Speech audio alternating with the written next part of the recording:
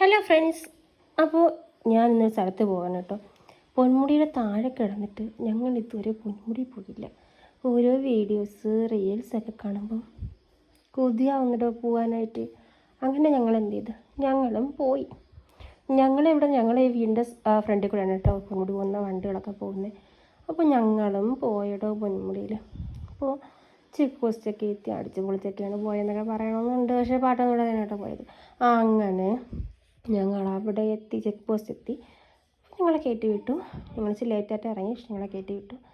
അങ്ങനെ ആദ്യമൊക്കെ ഞങ്ങൾ വെച്ച് മഞ്ഞൊന്നും ഇല്ലായിരിക്കും, കാരണം ഇന്നലെ ഇച്ചിരി മഴ കുറവായിരുന്നു. അപ്പോൾ ഇച്ചിരി വെയിലൊക്കെയുള്ള ടൈമായിരുന്നു കേട്ടോ. അങ്ങനെ ഞങ്ങൾ പോയി പതിച്ച് എത്തിയപ്പോഴത്തേക്കും ഇച്ചിരി മഞ്ഞൊക്കെ വന്ന് തുടങ്ങി.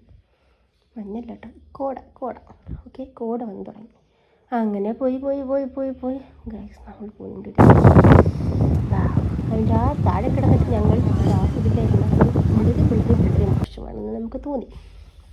അങ്ങനെ നമ്മളതൊക്കെ ആസ്വദിച്ച് കുറച്ച് ഫോട്ടോസൊക്കെ എടുത്ത് അടിപൊളി കോടയായിരുന്നു ഗൈസ്.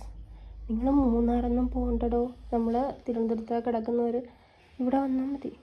മൂന്നാർ ഊട്ടിയിലൊന്നും പോകണ്ട. നമുക്ക് നമ്മുടെ പൊന്മുടിയാണോ സ്വർഗം.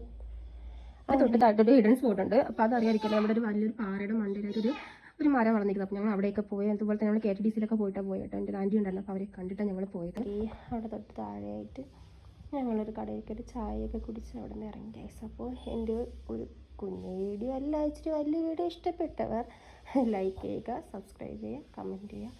അപ്പോൾ അടുത്തൊരു വീഡിയോയുമായി വീണ്ടും കാണാം. Bye bye guys.